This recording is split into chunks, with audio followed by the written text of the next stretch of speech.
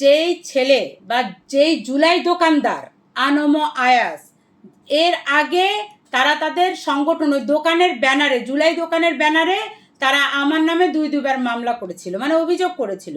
ওই অভিযোগে তারা 48 ঘন্টা 36 ঘন্টা বিভিন্ন টাইমের আলটিমেটাম দেওয়ার পরেও যখন পুলিশ আমাদেরকে গ্রেফতার করেনি, গ্রেফতার করে তো একটা সূত্র থাকবে। আমরা কি চোর, আমরা কি বাটপার, চাঁদাবাজি করেছি, লুটপাট করেছি, পুলিশ কেন আসবে? কিছুই করলো না। তখন তারা আমাদের উপর হুমকি দিতে আসলো। তাদের কি নোংরা অশ্রাব্য গালি! হ্যাঁ, এই যে আয়াস, আনম আয়াস, তিনি আনম আয়াস নন। তার সত্যিকারের নাম হচ্ছে মোহাম্মদ আল উজ্জ্বল আহমেদ। তার বাড়ি ময়মনসিংহে। আপনারা দেখতে পাচ্ছেন মোহাম্মদ আল উজ্জ্বল আহমেদ। তার বাবার নাম মোস্তফা কামাল এবং মায়ের নাম খোরশেদা খাতুন।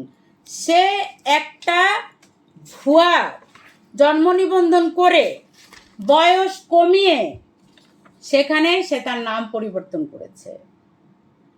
দেখেন, জন্ম নিবন্ধনের ভিতরে সে তার বাবার নাম পরিবর্তন করেছে, মায়ের নাম পরিবর্তন করেছে। হ্যাঁ, করার পরে কেন সে কাজগুলো করলো? কারণ আয়াস আগে করতো ছাত্রলীগ। ময়মনসিংহের সময়, ময়মনসিংহে ওই সময় অত্র এলাকায় সে ছাত্রলীগের নেতাদেরকে ধরে, আওয়ামী লীগের নেতাদেরকে ধরে ওই সময় সে ছাত্রলীগ ট্যাগ লাগিয়ে সে বলতো যে অমুকের, বলতো যে এই ময়মনসিংহ জেলা ছাত্রলীগের সভাপতি, তৎকালীন সভাপতি আলামিনের কাছের লোক বলে বেড়াতো। তৎকালীন ময়মনসিংহ জেলা সভাপতি আলামিনের কাছের লোক বলে পরিচয় দিত। কেন সেই পরিচয়টা দিত? কারণ তার ছিল বেপরোয়া বাণিজ্য। ময়মনসিংহের একটা এলাকা আছে, যে এলাকাটার নাম হচ্ছে অফিস পাড়া। ওই অফিস পাড়াতে সে দেদারসে ব্যবসা বাণিজ্য করতো, চাঁদাবাজি করতো। সে বিভিন্ন জায়গায় চাঁদাবাজি করতো, মামলা বাণিজ্য করতো, তদবির বাণিজ্য করতো এবং এই জুলাই আহত নিহতদের নিয়ে সে প্রচুর পরিমাণে বাণিজ্য করেছে এই আয়াস। হ্যাঁ, এবং দেখেন সে কেন তার ভোটার আইডি কার্ড পরিবর্তন করলো? আরেকটা কারণে, তার নামে একটা মামলা হয়েছিল। তার নামে মামলা হয়েছিল কেন জানেন?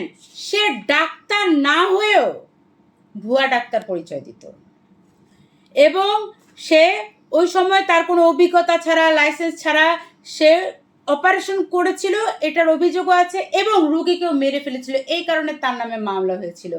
আয়াস সাহেব কয়েক বছর ধরে ময়মনসিংহ থেকে পলাতক। আরও কথা আছে, তার একটা, দুইটা, তিনটা, একাধিক স্ত্রী আছে। সে নাম গোপন করতো জায়গায় জায়গায়।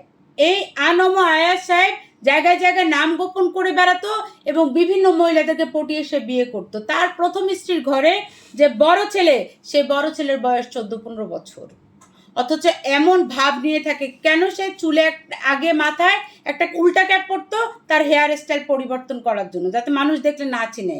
তারপর খেয়ে খেয়ে সারার মতো মোটা হয়েছে, এরপরে সে তার হেয়ার স্টাইল চেঞ্জ করে চুলগুলাকে সে সোজা করেছে যাতে মানুষ তাকে চিনতে না পারে। কিন্তু ময়মনসিংহের বিভিন্ন স্থানীয় পত্রিকাতে তার বিরুদ্ধে নিউজ হয়ে গেছে।